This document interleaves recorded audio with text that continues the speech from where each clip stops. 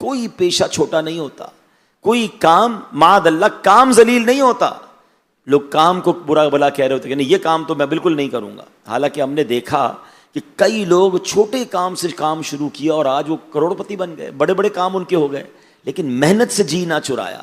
بلکہ روایتوں میں مضمون ملتا ہے کہ بندہ اگر رزق حلال کمانے کے لیے ذلت کی جگہ پر کھڑا ہو تو اس کے گناہ ایسے جھڑتے ہیں جیسے خزاں میں درختوں کے پتے جھڑتے ہیں. یہ نہیں سوچنا ہے کہ یار یہ پیشہ چھوڑا ہے لوگ کیا کہیں گے، اے جناب کیا میں کھیتی باڑی کروں گا تو کیا میں جناب جانور پالوں گا، یا کوئی بھی کام. بعض اوقات انسان چھوٹا سا ٹھیلا لگا لیتا ہے اور اللہ پاک اسی میں برکت ڈال دیتا ہے. لیکن نہیں جناب ٹھیلا نہیں لگانا ہے، میں نے رکشہ نہیں چلانا ہے، میں نے جناب چھوٹا کام نہیں کرنا ہے، اور اس چھوٹے کام نہ کرنے کی وجہ سے یا تو گھر پہ بے روزگار بیٹھا ہے اور یا پھر کسی حرام کام کی طرف چلا جاتا ہے. تو ہم نے حلال کمانا ہے، اللہ پاک نے برکت دینی ہے. رب کریم کی بارگاہ میں وہ بندے بڑے پسندیدہ ہیں.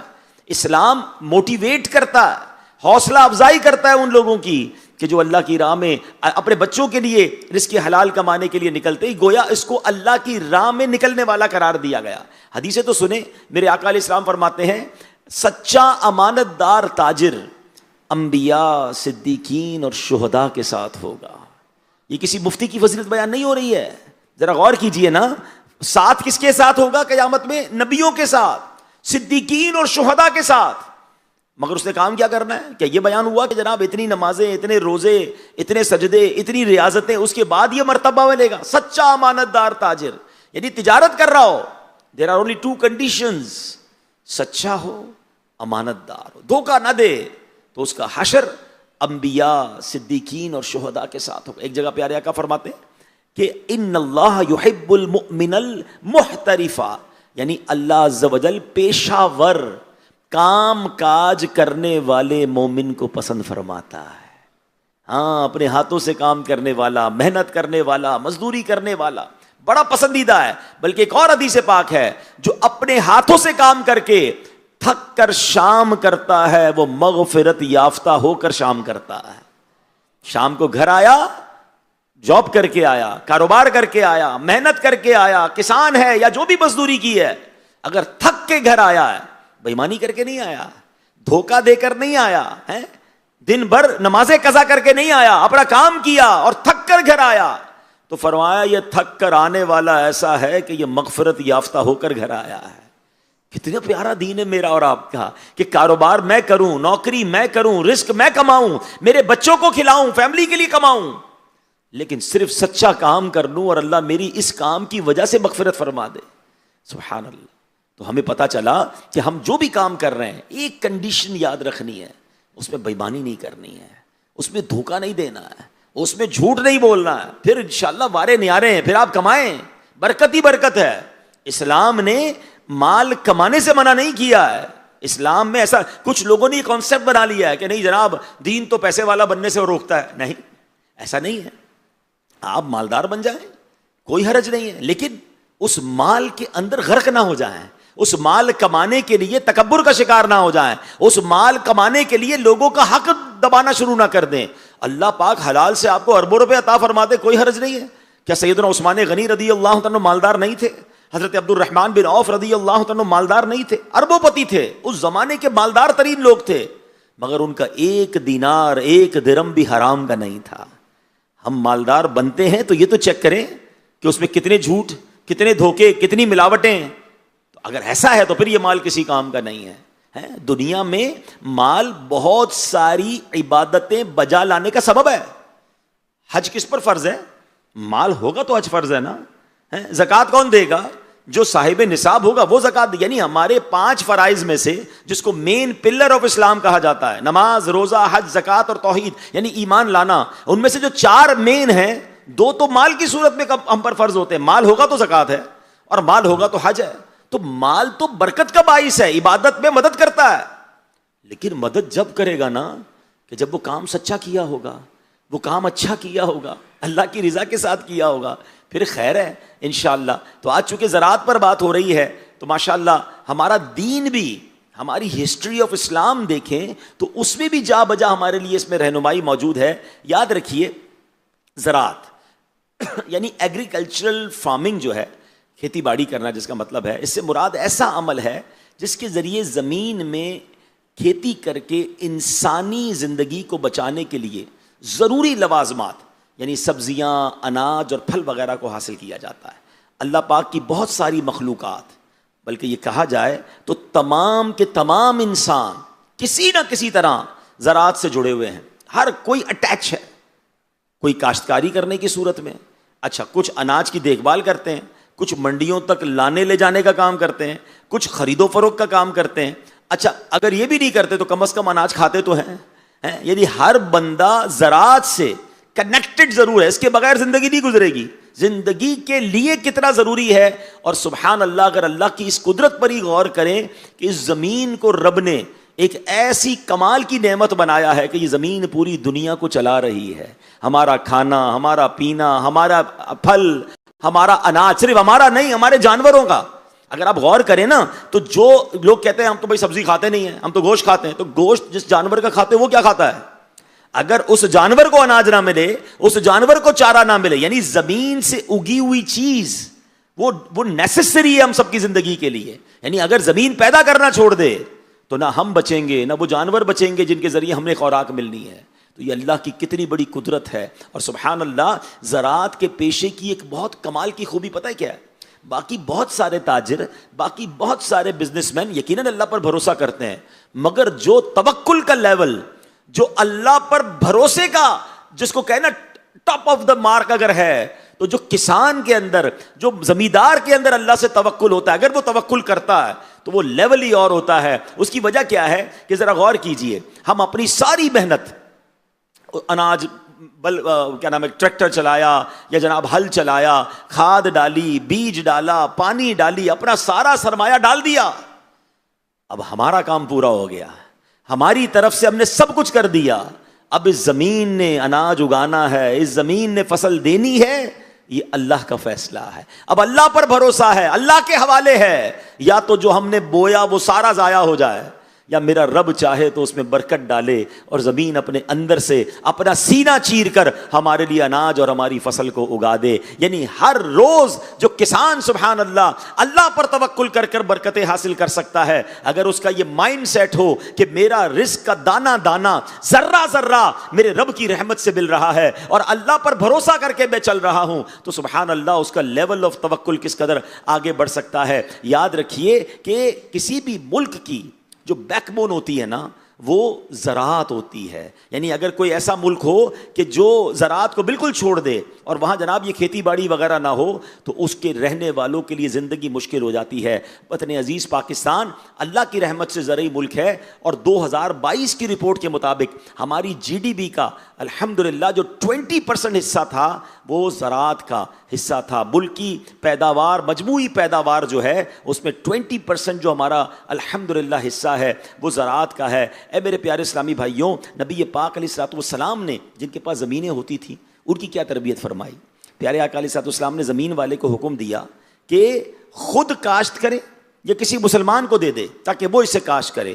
چنانچہ حضرت جابر رضی اللہ تعالیٰ سے روایت ہے کہ رسول پاک علیہ الصلوۃ والسلام نے فرمایا جس کے پاس زمین ہو تو وہ اس میں خود کاشت کرے یا اپنے کسی بھائی کو عاریتاً دے دے، یعنی اس میں وہ کاشت کر لے، زمین کو فارغ نہیں چھوڑنا ہے تاکہ لوگ زراعت کریں اور اس ملک کی جو معیشت ہے اس کا پلہ چلے، پہیہ چلے۔ تو سبحان اللہ، اللہ کرے کہ ہم بھی شریعت کے اصولوں کے مطابق حلال طریقے سے زراعت کے پیشے کو لے کر چلیں تو انشاءاللہ دیگر دنیاوی پیشوں میں سب سے اہم، نفع بخش، بابرکت اور باعث اجر و ثواب یہ زراعت کا پیشہ ہے۔ جیسے میں نے بات کی کہ زراعت کے دو حصے ہوتے ہیں، کھیتی باڑی کے بنیادی طور پر دو حصے ہوتے ہیں، ایک ہل چلانا، بیج ڈالنا، کھاد ڈالنا، محنت کرنا۔ دوسرا حصہ کیا ہے؟ زمین کے حصے میں سے، دبے ہوئے حصے میں سے ننھی ننھی کونپلیں نکالنا، ان کونپلوں کو بیلوں، پودوں اور درختوں میں تبدیل کر کے انہیں مختلف قسم کے پھول، پھل اور اناج وغیرہ سے بھرنا اور اس میں طرح طرح کے ذائقے ڈالنا۔ یہ بالکل واضح بات ہے کہ ہمارے حصے میں پہلا کام ہے، دوسرا حصہ جو ہے وہ رب کی رحمت سے ہوتا ہے، اس میں پھل بھی وہی لگاتا ہے، ذائقہ بھی وہی ڈالتا ہے۔ ارے ایک بالی کے اندر اتنے اناج کے دالے کون پیک کر سکتا ہے؟ یہ میرا رب ہے جس کی قدرت کا نظارہ کسان دیکھتا ہے۔ اور اللہ کریم نے قرآن مجید میں اس کو بڑے پیارے انداز میں ارشاد فرمایا۔ رب تعالیٰ ارشاد فرماتا ہے، بسم اللہ الرحمن الرحیم، افرأیتم ما تحرثون اانتم تزرعونہ ام نحن الزارعون۔ آسان ترجمہ قرآن کنز العرفان۔ تو بھلا بتاؤ تو کہ تم جو بوتے ہو کیا تم اس کی کھیتی بناتے ہو؟ ہم جو ڈالتے ہیں، اللہ ہم سے سوال کر رہا ہے، کیا تم بناتے ہو اس کو کھیتی؟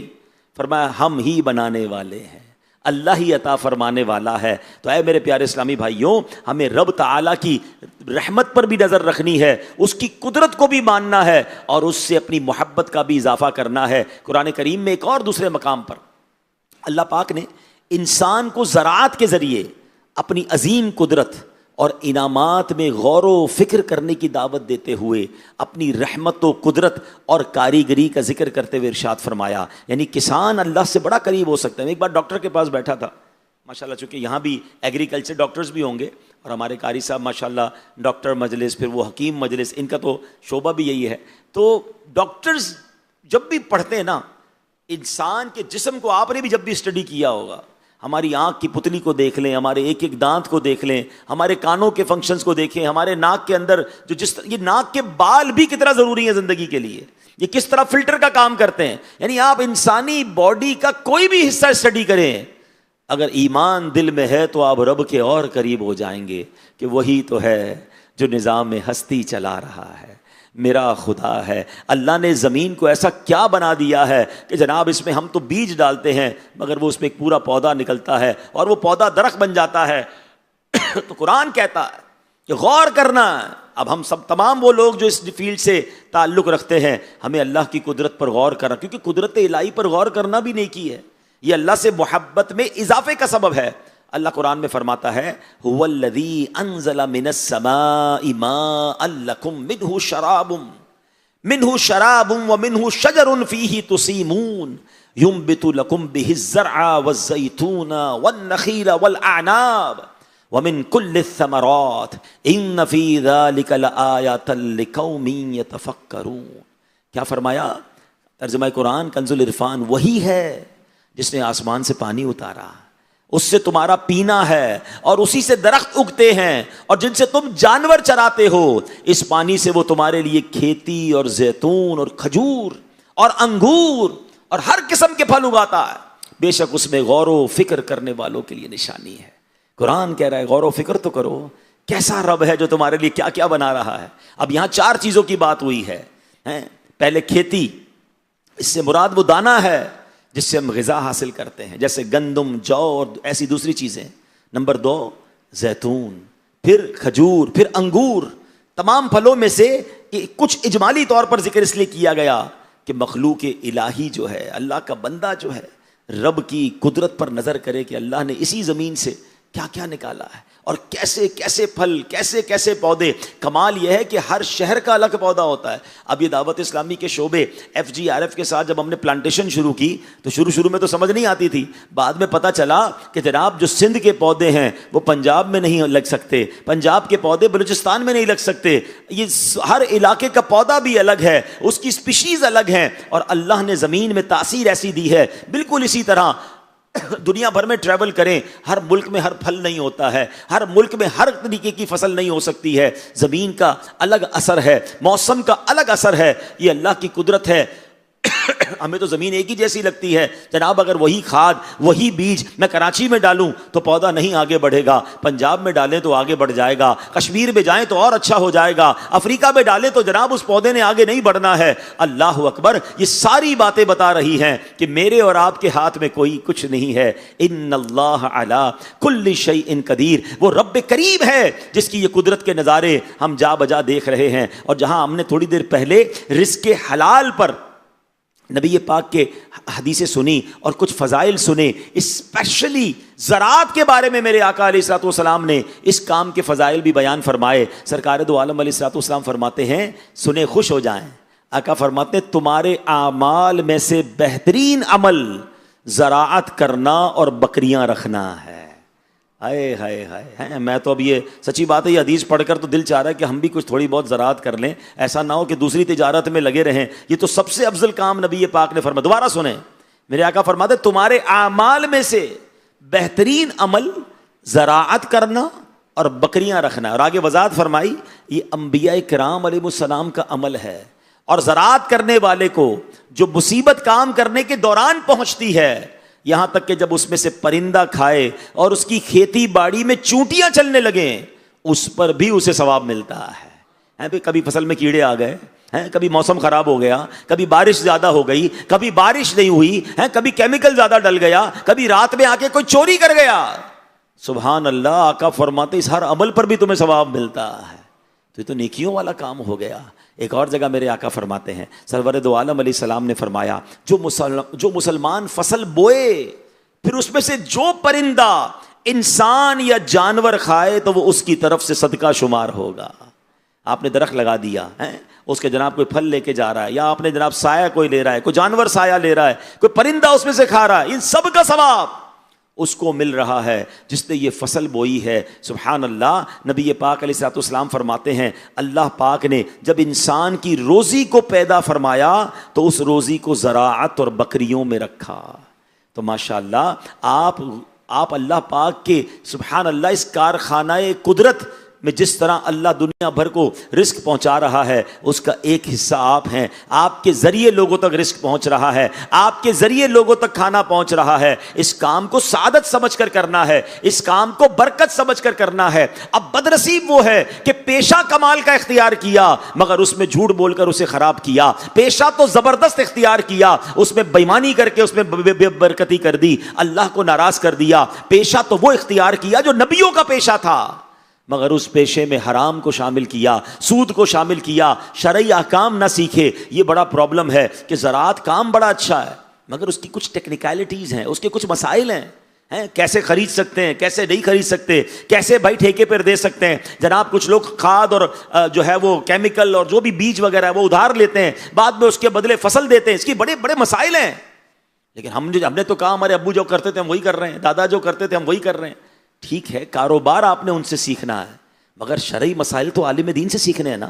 ہم مسلمان پہلے ہیں نا، ہم نے یہ دیکھنا ہے کہ زراعت تو ہو رہی ہے، پیسے بھی آ رہے ہیں مگر حرام کے آ رہے ہیں یا حلال کے آ رہے ہیں؟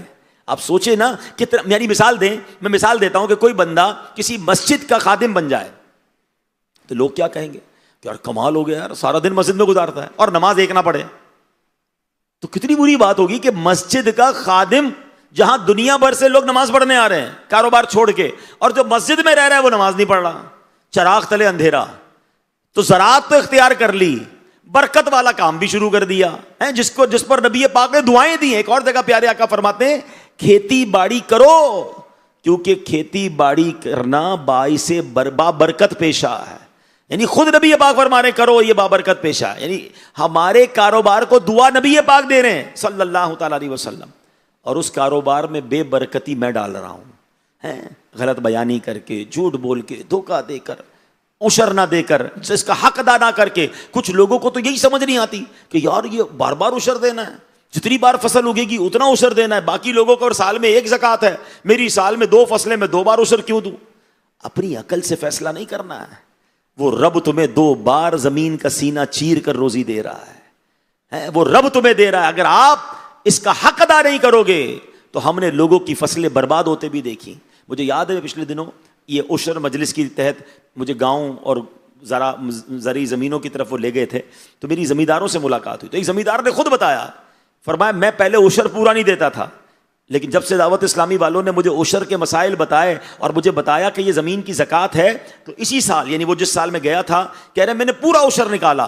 ہمارے آس پاس کی فصلیں، اس میں کئی فصلیں تباہ ہو گئی اور کئی جگہوں پر ان کی بہت کم کاشت ہوئی، اور اللہ کی رحمت سے میری فصل ڈبل ہو گئی، میری فصل کی رب نے حفاظت فرمائی۔ تو یہ تو روایتوں میں مضمون ملتا ہے کہ مال کی زکوٰۃ دے کر اپنے مال کو مضبوط قلعوں میں قید کر لو، قید کرنا ہے، اپنے مال کو سیکیور کرنا ہے۔ مگر بات وہی ہے کہ شیطان یار میں سب وہ بھی تو نہیں دیتا، وہ بھی تو نہیں دیتا، میں اکیلا کیوں دوں، میں تو پیچھے رہ جاؤں گا، میں اگر سچ بولوں گا تو میرا مال کیسے بکے گا، میں تھوڑا وزن میں ڈنڈی نہیں ماروں گا تو یار دوسرے کا توڑا اور وزنی ہو جائے گا۔ تو پھر ایمان کہاں گیا؟ پھر اللہ پر بھروسہ کہاں گیا؟ ارے آپ تو وہ لوگ تھے کہ جن کا بھروسے کی مثالیں لوگ دیتے ہیں کہ کسان سے زیادہ، زمیندار سے زیادہ اللہ پر بھروسہ کون کرتا ہے؟ جو اپنی ساری کمائی زمین میں ڈال کر اب اللہ سے دعا کرتا ہے کہ میرے مولا اس کمائی کو برکت والا بنا دے، اے اللہ اس زمین سے مجھے اناج نکال کر دے۔ جب آپ کو رب پر اتنا بھروسہ ہے تو پھر زکوٰۃ دیتے وقت دل چھوٹا کیوں ہو جاتا ہے؟ پھر جناب ملاوٹ کرتے وقت دل چھوٹا کیوں ہو جاتا ہے؟ وزن میں ڈنڈی مارتے وقت دل چھوٹا کیوں ہو جاتا ہے کہ یار نہیں میں ڈنڈی ماروں گا نہیں تو میرا نفع کم ہو جائے گا؟ ارے تم نے تو سارا سرمایہ زمین میں ڈال کر رب سے کہا تھا کہ میرے مولا اس میں سے نکال دے، وہ رب نہ نکالتا تو ہمارا کیا بنتا ہے؟ ہم بیج بھی ڈالتے، کھاد بھی ڈالتے، ہل بھی چلاتے، کیمیکل بھی ڈالتے، اور فصل ہی نہ نکلتی تو ہم کیا کر لیتے؟ وہ رب نے جب ہم پر رحمت فرمائی ہے تو پھر اب ہمارا کام یہ ہے کہ ہم اس میں بے ایمانی کا تڑکا ڈال کر اپنی روزی کو حرام نہ کریں۔ کبھی زندگی میں میرے پیارے اسلامی بھائیوں حرام کی طرف مت جائیے گا۔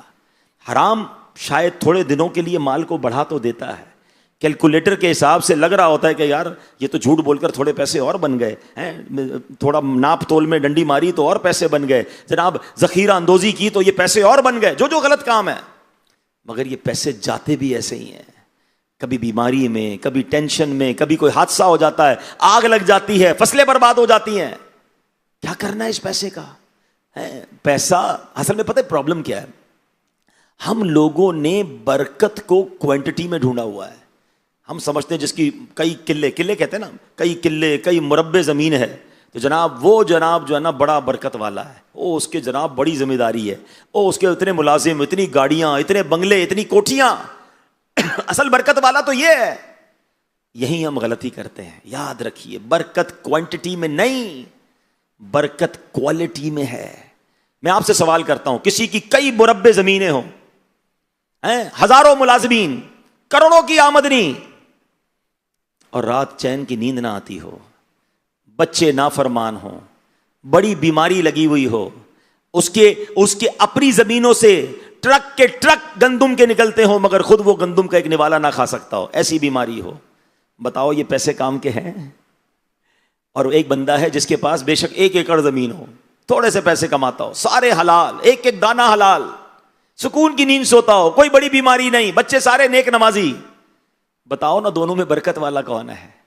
یاد رکھیے برکت، میں اس کو آسان کر دیتا ہوں، برکت تعداد میں نہیں ہے، برکت معیار میں ہے، کوانٹٹی میں نہیں ہے، کوالٹی میں ہے۔ میری لائف پرسکون ہے نا، مجھے کوئی ٹینشن نہیں ہے، یقین کریں میں سب سے زیادہ امیر ہوں اور بینک اکاؤنٹ بھرے ہوئے ہیں مگر بندے بھی ڈھونڈ رہے ہیں، ٹینشن سے نیند نہیں آ رہی، نیند کی گولی روز کھا رہا ہوں، ٹیکس والے الگ ڈھونڈ رہے ہیں، ڈاکو الگ ڈھونڈ رہے ہیں، جان کو الگ خطرہ ہے، دشمنیاں الگ ہیں، اس گاؤں میں جا سکتا ہوں، اس گاؤں میں نہیں جا سکتا۔ کون سی زندگی ہے یہ بھائی؟ یہ کون سی برکت والی زندگی ہے؟ پیسہ کس کام کا تمہارے؟ اللہ سے برکت مانگنا ہے، رحمت مانگنا ہے، اور یہ حلال میں ہے۔ جس دن یہ بات سمجھ آ گئی نا، رائٹ لیفٹ نہ دیکھا کرو۔ ہمارے ساتھ یہ ہوتا ہے کہ یار جب میں حلال کروں گا تو میں تو پیچھے رہ جاؤں گا، یار سارے ہی جھوٹ بول رہے ہیں، سارے ہی ملاوٹ کر رہے ہیں، سارے ہی ڈنڈی مار رہے ہیں، سارا وہ تو عشر دیتے نہیں ہیں۔ نہیں، مجھے اپنی قبر میں اکیلے جانا ہے، اپنی قبر میں جا کر اپنا حساب دینا ہے، مجھ سے پوری مارکیٹ کا حساب نہیں لیا جائے گا۔ لوگ کہتے ہیں ساری مارکیٹ جھوٹ بولتی ہے، مولانا صاحب اکیلے سچ بول کے کیا ہوگا؟ آپ کیا کہتے ہیں؟ منڈی ہے، ساری منڈی میں غلط چل رہا ہوتا ہے، ساری منڈی کا بیپار ایسے ہی ہوتا ہے، میں اپنی دکانداری سیدھی کروں گا تو میں منڈی میں پیچھے رہ جاؤں گا، تھوڑا حساب پوری منڈی تک توانو نہیں لیا جائے گا۔ مجھ اکیلے کا حساب قبر میں لیا جائے گا۔ میں نے اکیلے نبی پاک سے ملاقات کرنی ہے۔ ہاں، میں آپ کو مزے کی بات بتاؤں، انشاءاللہ آپ سب کی، ہم سب کی پیارے آقا سے ملاقات ہونے والی ہے، اور مزے کی بات بتاؤں 1 to 1 ملاقات ہونے والی ہے۔ ہاں، آپ ذرا سوچیں، اگر میں آپ کو کہوں کہ انشاءاللہ آج رات آپ کی امیر اہل سنت سے ملاقات ہوگی، اور ملاقات ایسے ہوگی کہ آپ ہوں گے اور کوئی نہیں ہوگا، تو میرا خیال ہے آپ کی تو خوشی میں نیند اڑ جائے گی، اور آپ تیاری شروع کر دیں گے کہ یار کیا بات کروں گا، کیا نہیں کروں گا۔ یقیناً امیر اہل سنت سے ملاقات بڑی بات ہے، مگر میں آپ کو رسول پاک سے ملاقات کی بات بتا رہا ہوں، اور یہ کنفرم ہے، ہم سب کی ملاقات ہونی ہے، اور 1 to 1 ہونی ہے، کوئی اور نہیں ہوگا۔ آپ ہوں گے اور آپ کے نبی پاک علیہ السلام ہوں گے۔ بتاؤ کیا تیاری کرنی ہے؟ کیا اس ملاقات کو یادگار بنانا ہے کہ میں ملاقات کروں تو میرے آقا مجھ سے راضی ہوں، میں جب اس ملاقات میں نبی پاک کے پاس حاضر ہوں تو میرے آقا سینے سے لگا لیں کہ یہ میرا سچا غلام آیا ہے۔ یا اللہ نہ کرے ایسی ملاقات ہو کسی کی کہ حضور اپنا چہرہ ہی پھیر لیں کہ جاؤ تمہارا مجھ سے کوئی تعلق نہیں. یہ میں نہیں کہہ رہا، خود نبی پاک علیہ السلام نے حدیثیں بیان فرمائی ہیں. میرے آقا ایک جگہ فرماتے ہیں من احب سنتی فقط احبنی، جس نے میری سنت سے محبت کی وہ ایسا ہے جیسا اس نے مجھ سے محبت کی. فرماتے ومن احبنی کان معی فی الجنہ، اور جس نے مجھ سے محبت کی وہ ایسا ہے کہ وہ جنت میں میرے ساتھ ہوگا. تو جو سنت پر عمل کر کے قبر میں جائے گا، سر پر امامہ پہنتا ہوگا، چہرے پہ داڑھی ہوگی، سنتوں والا لباس ہوگا، سچ بولتا ہوگا، نماز پابندی سے پڑھتا ہوگا، لوگ اس کا مذاق اڑاتے ہوں گے کہ یہ مولوی ہے، یہ سر پر امامہ، چہرے پہ داڑھی، سچ بولتا ہے، یہ جناب سیدھی سیدھی باتیں کرتا ہے، یہ ڈاج نہیں کرتا لوگوں کو. لیکن وہ لوگوں کی نہیں سنتا، وہ نبی پاک کی سنت پر عمل کر رہا ہے. تو کیا معلوم جب قبر میں جائیں تو میرے آقا سینے لگا لیں کہ میرا غلام جس کو لوگ تانے دیتے تھے مگر پھر بھی میری سنت پر عمل کرتا تھا، سچ بولتا تھا، نمازی تھا، خود بھی نماز پڑھتا تھا، لوگوں کو بھی نماز کے لیے مسجد میں لے کر آتا تھا. ایک تو یہ ملاقات ہے. اور ایک جگہ میرے آقا نے فرمایا من غش فلیس منا، جو دھوکہ دے وہ ہم میں سے نہیں. تو جو دھوکہ دے کر قبر میں جائے گا، میرے آقا فرماتے مومن جھوٹا نہیں ہوتا. جو جھوٹ بول کر ساری زندگی جھوٹ بول کر کاروبار کرتا رہا وہ قبر میں جائے گا. میرے آقا فرمائیں داڑھی بڑھاؤ اور مونچھیں پست کرو اور میرے دشمنوں جیسا چہرہ مت بناؤ. اور جو میرے آقا کی سنتوں کو چھوڑ کر انگریزوں کے اور غیر مسلموں کے فیشن پر عمل کر کے دنیا سے جائے گا قبر میں، ملاقات تو اس کی بھی ہونی ہے نا. نبی پاک فرمائیں جعلت قرۃ عینی فی الصلاۃ، نماز میں میری آنکھوں کی ٹھنڈک ہے. اور جو بندہ نماز قضا کر کر کے روز نماز قضا کر رہا ہے، فجر بھی جا رہی ہے، ظہر بھی جا رہی ہے، ارے کیا کروں بھائی کاروبار میں، منڈی میں کاروبار کا ٹائم ہوتا ہے، میری نماز نکل جاتی ہے، رات دیر سے سوتا ہوں تو فجر چلی جاتی ہے، وہ بندہ بھی تو قبر میں جائے گا نا. اس کی بھی تو حضور سے ملاقات ہوگی. بتاؤ نا اس کی ملاقات کیسی ہوگی. میرے آقا نے اگر یہی پوچھ لیا کہ اپنے آپ کو پنجتن کا غلام کہتے تھے، محرم کی نیاز بھی بناتے تھے، اور میرے حسین نے کربلا کے میدان میں تلواروں کے سائے میں ایک نماز قضا نہیں کی اور تم روز نماز چھوڑتے تھے، کوئی جواب ہے؟ ہمیں تو ڈالے چاہیے، ہمیں تو گاڑیاں چاہیے، ہمیں تو جناب ابھی دنیا گھومنی ہے، ہمیں تو اسی چکر میں زندگی گزارنی ہے، پیسے بنانے ہیں، کوٹھیاں بنانی ہیں. اللہ رسول کو راضی کب کرو گے؟ ہمیں پتہ نہیں کہ ہم کب چلے جائیں دنیا سے. میں کل ایک اربوں پتی خاندان کے فیملی میں ملنے گیا تھا. میں کہتا ہوں ان کو شاید خود بھی نہیں پتا ان کے پاس کتنا پیسہ ہے، اتنے بڑے تاجر ہیں.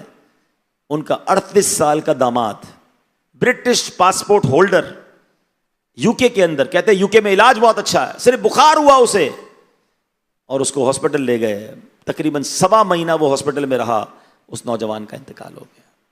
اللہ اس کی مغفرت فرمائے. مگر عبرت ہے نا، پیسہ بھی ہے، دنیا کا بیسٹ ہاسپٹل بھی ہے، دنیا کا بیسٹ پاسپورٹ بھی تھا، مگر جب وقت آیا تو کوئی روک نہیں سکا. مجھے نہیں پتا میرا اور آپ کا کب وقت آنے والا ہے، وہ آج بھی آ سکتا ہے. ہم آ تو گئے ہیں، پتہ نہیں گھر جا سکیں گے کہ نہیں. جب اتنا باریک رشتہ ہے زندگی اور موت میں تو توبہ میں تاخیر کس بات کی ہے؟ پھر نمازیں قضا کیوں ہو رہی ہیں؟ پھر حرام روزی کیوں کما رہے ہیں؟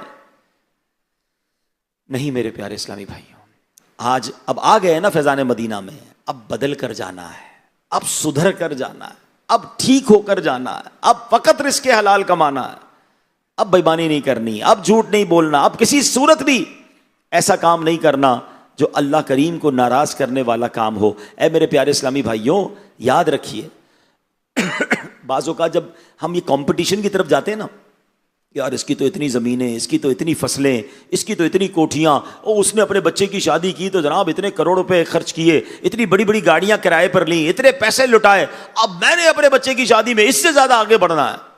اب اسی چکر میں رہ گئے. ہم نے وہ عجیب کمپٹیشن چھیڑ دیا ہے کہ دن رات اب ایک ہی لڑائی ہے کہ وہ آگے بڑھ گیا میں پیچھے رہ گیا. یہ بے وقوفی ہے. یہ مائنڈ سیٹ چینج کیجئے. میرا اور کسی کا مقابلہ دنیا کی نعمتوں میں نہیں، یہ اللہ کی تقسیم ہے. اللہ جسے چاہے نوازے. اگر آپ زندگی میں پرسکون رہنا چاہتے ہیں تو بڑا پیارا فرمان بزرگوں سے ملتا ہے کہ نیکیوں میں اپنے سے آگے والے لوگوں کو دیکھیں اور نعمتوں میں اپنے سے نیچے والے لوگوں کو دیکھیں. اگر آپ اپنے گھر میں رہتے ہیں تو کئی لوگ فٹ پاتھ پر سوتے ہیں. اگر آپ کرائے کے گھر میں رہتے ہیں تو کئی لوگ اس وقت بھی جیلوں میں قید ہیں. ہم سے زیادہ پریشان ہیں لوگ، مصیبت میں. میں اور آپ تو کمال کی زندگی گزار رہے ہیں. ہم سب میں کوئی ایسا شاید نہیں ہوگا جس نے صبح سے کچھ نہیں کھایا، کچھ نہ کچھ کسی نے کھانا کھا لیا ہوگا، مگر اس وقت بھی لاکھوں لوگ پاکستان میں ایسے ہوں گے جنہوں نے صبح سے لے کر ابھی تک کچھ نہیں کھایا ہوگا۔ آج رات ہم سوئیں گے تو کسی چھت کے نیچے سوئیں گے، مگر ہزاروں لاکھوں لوگ ایسے ہیں جو بے چھت ہیں، گھر ہی نہیں ہے ان کے پاس۔ سوچئے نا، اللہ نے کتنا کچھ دیا ہے، مگر ہمیں اس کے اتنے مربع ہو گئے، اس کی اتنی زمینیں ہو گئیں، اس کی اتنی فصلیں ہو گئیں، اس نے اتنی بڑی گاڑی لے لی، اس نے بچے کی شادی اتنی بڑی کر لی، ہم اسی چکر میں رہ گئے۔ ارے بھائی یہ کمپٹیشن کرنا ہے تو نیکیوں میں کرے نا۔ صحابہ میں کمپٹیشن تھا نا، مگر وہ کیا تھا آپ کو یاد نہیں؟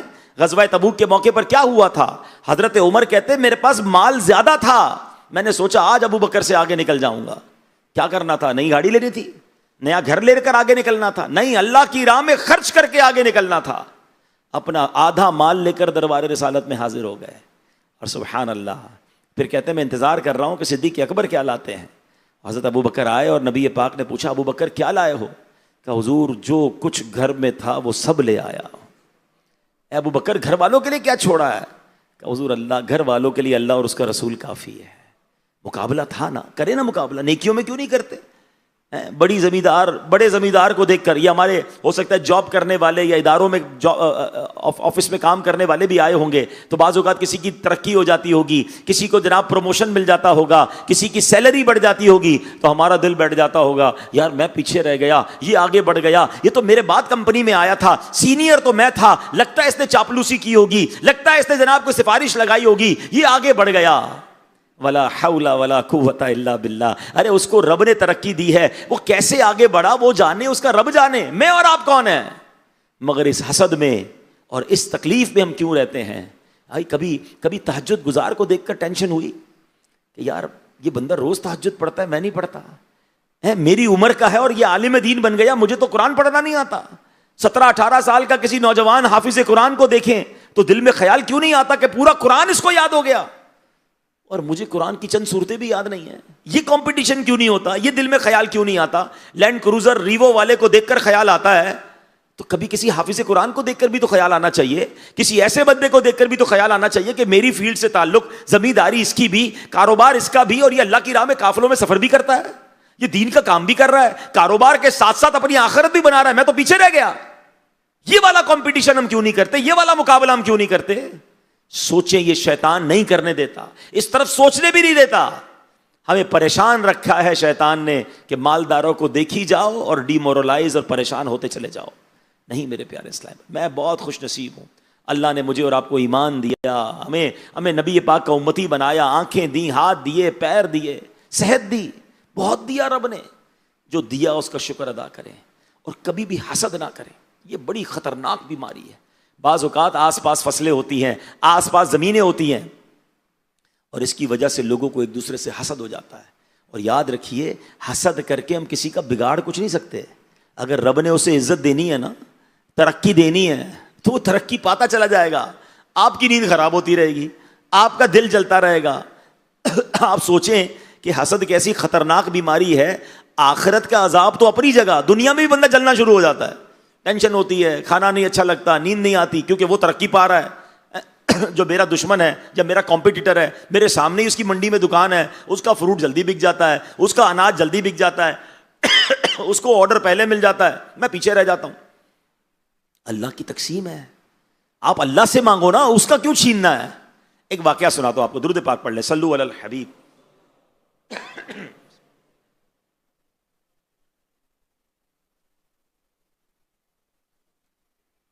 حدیثوں سے یہ معلوم ہوتا ہے کہ حسد جو ہے نا، یہ یہودیوں کی بھی عادت تھی، یہودیوں والی بیماری ہے۔ یہود مسلمانوں سے حسد کرتے تھے کہ ہم تو نبیوں کی گستاخی کر کے برباد ہو گئے، یہ مسلمان اپنے نبی سے محبت کرتے ہیں، ان کو تو بہت اجر ملتا ہے۔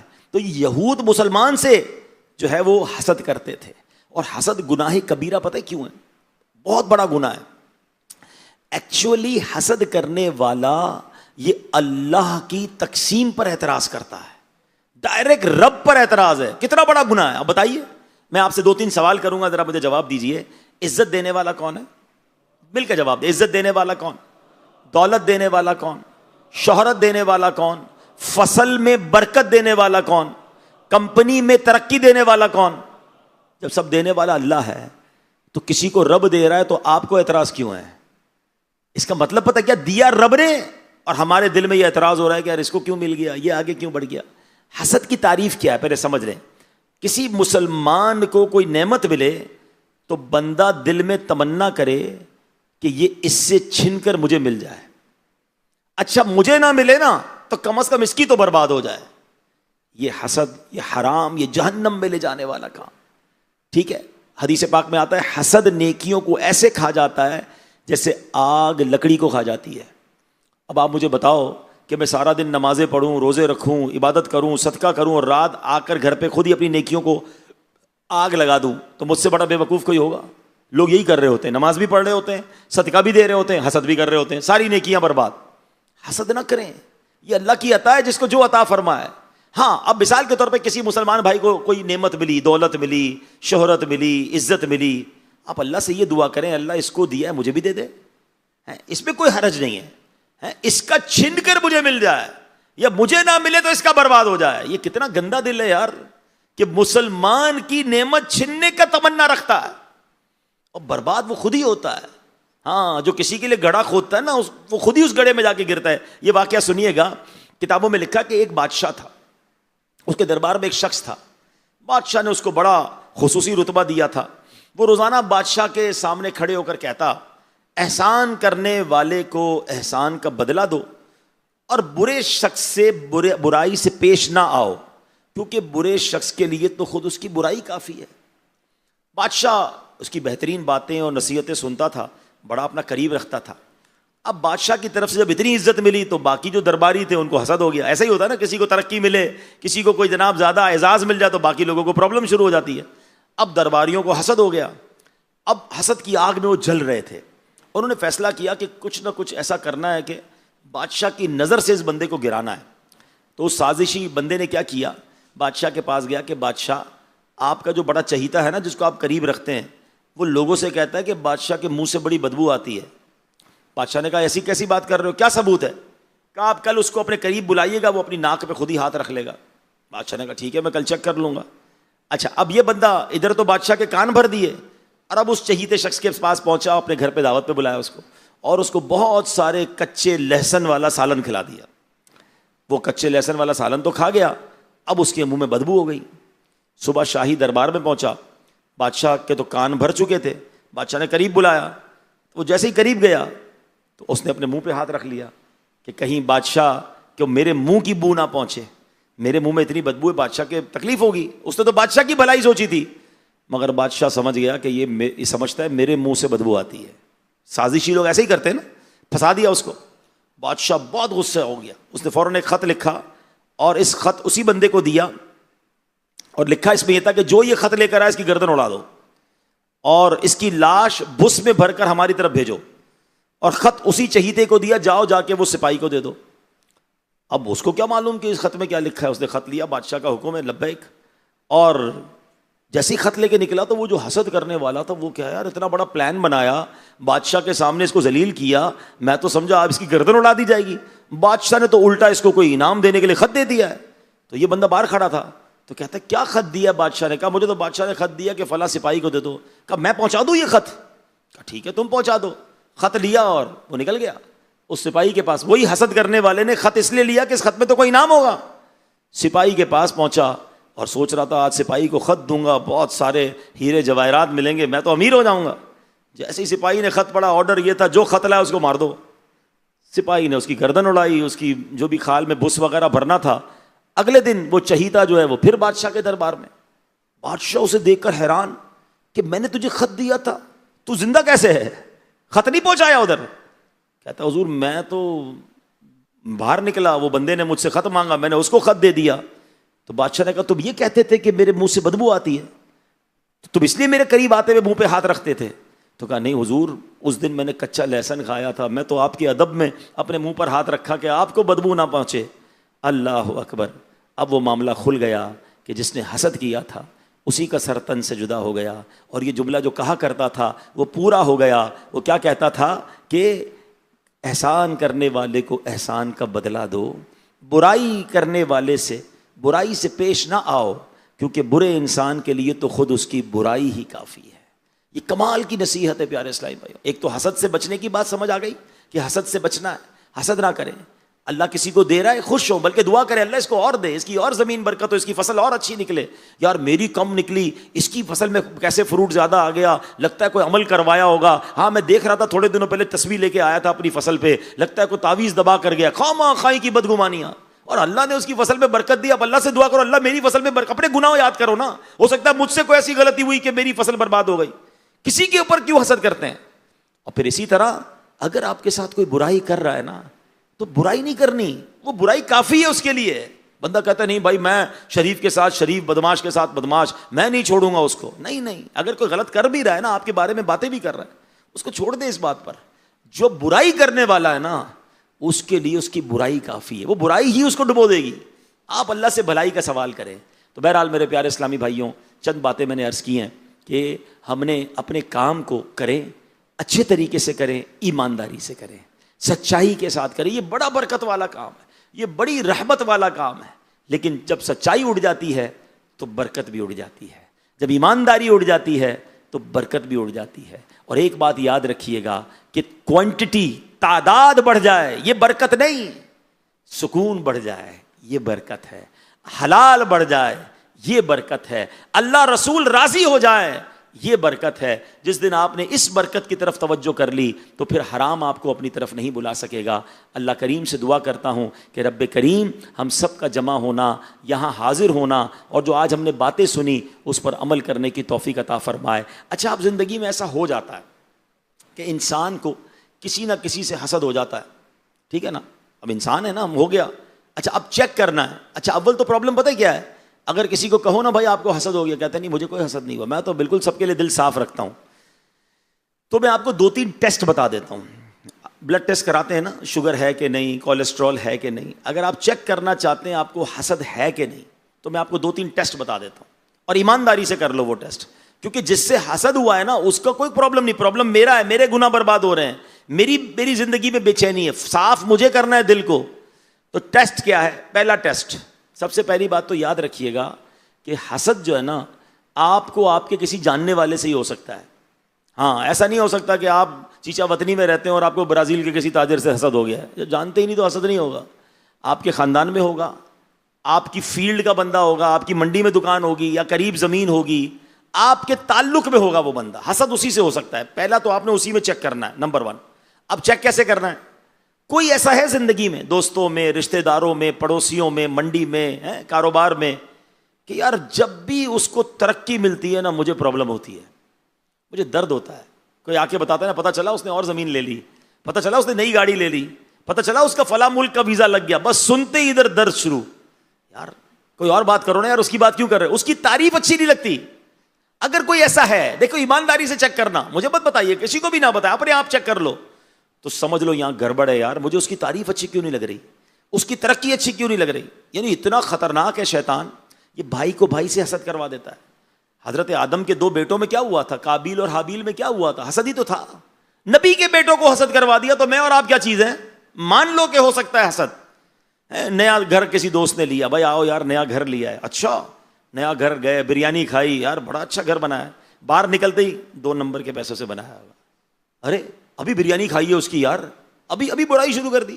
کوئی بندہ آیا, بھائی نئی گاڑی لی ہے, یار آؤ بھائی آئس کریم کھلاتا ہوں, اس کی گاڑی میں بیٹھے, بھائی زبردست فنکشن, بھائی اے سی ویسی بھی صحیح چل رہا ہے, آئس کریم بھی کھائی, باہر نکلے گاڑی سے, سود کے پیسے سے گاڑی لی ہوگی. کمال ہے. ادھر تو بندہ حج پہ جائے نا تو بندہ کیلکولیٹ کر رہا ہے, یار 20 لاکھ روپے کا حج ہے, 4 بندے گئے, 80 لاکھ آئے کدھر سے اس کے پاس. او بھائی آپ کو کس نے اکاؤنٹنٹ بنا دیا ان کا, آپ کو کس نے کہا حساب کتاب کرنے کو. یعنی حج کرنے والے سے بھی حسد شروع ہو جاتا ہے. تو اگر کوئی ایسا ہے کہ جس کو جب ترقی ملی آپ کو درد ہوتا ہے, تو مان لو یہاں گڑبڑ ہے, یہ میں نے پال لیا ہے حسد. اچھا دوسرا ٹیسٹ, کوئی ایسا زندگی میں ہو کہ جب اس کو کوئی نقصان ہو, اس کا پتہ چلے یار وہ فصل خراب ہو گئی, یا اس کی گاڑی کا ایکسیڈنٹ ہو گیا, اس کی گودام میں آگ لگ گئی, تو سب کے سامنے تو بڑا منہ بنا کے کہیں گے یار بڑا افسوس ہوا, یار اندر دل میں لڈو پھوٹ رہے ہیں, ہاں یار یہ ہوا کام صحیح, میں تو چاہتا ہی تھا برباد ہو جائے. ہاں اس کے بچے کا فلاں معاملہ ہو گیا, محلے بھر میں بدنام ہو گیا, اچھا ایسا کیا, سب کے سامنے یوں منہ بنا رہا ہے, اندر دل میں خوشی ہو رہی ہے. جس کے نقصان پر آپ کو خوشی ہوتی ہے، سمجھ لو یہی تو حسد ہے۔ اور یہ حسد یقین کرو اس کا کچھ نہیں بگاڑ سکتا، آپ کتنا بھی حسد کر لیں۔ وَتُعِزُّ مَن تَشَاءُ وَتُذِلُّ مَن تَشَاءُ بِيَدِكَ الْخَيْرُ، اگر اللہ نے اس کی روزی میں برکت لکھی ہے، اللہ نے اس کی عزت میں برکت لکھی ہے، وہ ترقی کرنا ہے، آپ پریشان رہو گے، آپ کی نیکیاں برباد ہوں گی، اللہ نہ کرے ایمان خراب نہ ہو جائے۔ کیونکہ نبی پاک یہاں تک فرماتے ہیں، حدیث پاک کا خلاصہ ہے، حسد ایمان کو ایسے برباد کرتا ہے جیسے ایلوا شہد کو، سرکہ شہد کو برباد کرتا ہے۔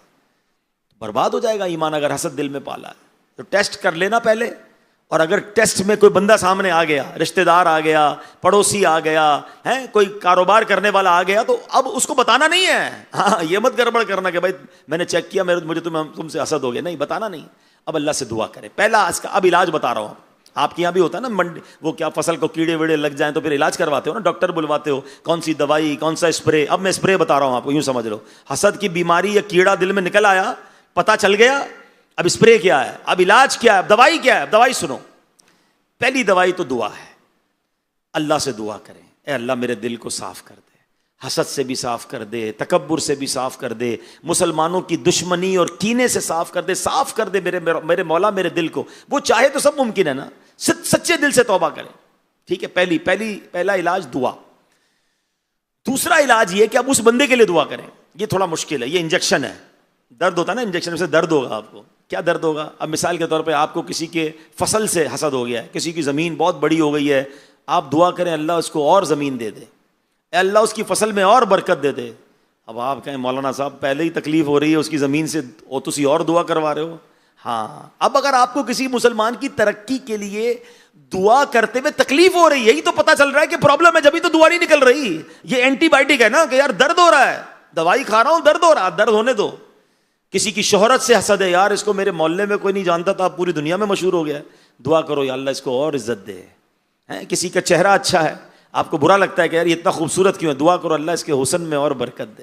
یہ مشکل لگے گا آپ کو، لیکن ایک وقت آئے گا جب آپ اس کے لیے دعا کرو گے نا، آپ کا دل صاف ہونا شروع ہو جائے گا۔ کوئی آ کر بتائے گا نا یار اس نے اور زمین لے لی، آپ کہو گے میں بھی تو دعا کرتا تھا، مل گئی تو کوئی بات نہیں۔ تیسرا طریقہ جو کتابوں میں علماء نے لکھا کہ تحفہ دے، تحفہ دو، محبت بڑھتی ہے۔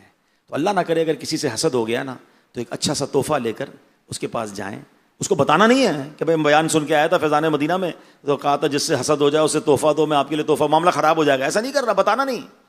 لیکن آپ اچھا تحفہ لے کر، تحفہ لینا بھی آپ کو تکلیف دے رہا ہوگا کہ یار اس بندے کے لیے تحفہ لوں جس سے حسد ہے، حسد معاف خالی کرنا ہے نا، دل صاف کرنا ہے، تو انشاءاللہ آپ تحفہ دیں گے تو اس سے بھی محبت بڑھے گی۔ اللہ سے دعا کرتا ہوں اللہ میرے دل کو بھی حسد سے پاک کر دے، آپ کے دل کو بھی حسد سے پاک کر دے، اللہ ہمارے دل کو مسلمانوں کے لیے کھول دے۔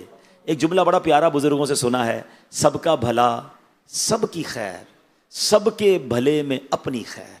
بندہ یہ دعا کرتا ہے مولا سب کا بھلا کر، میری ساری منڈی کے والوں کو برکت دے، میرے سارے پڑوسی زمینداروں کو برکت دے، اے اللہ میرے دفتر میں سب کی روزی میں برکت دے، اے اللہ ان کے صدقے میری روزی میں بھی برکت دے۔ یہ دعا کرو نا یار، اس کا چھن جائے، یہ نیچے ہو جائے، یہ اس کی ذرا فصل کم ہو جائے، پھر میں آگے بڑھ جاؤں۔ یہ بے وقوفی ہے۔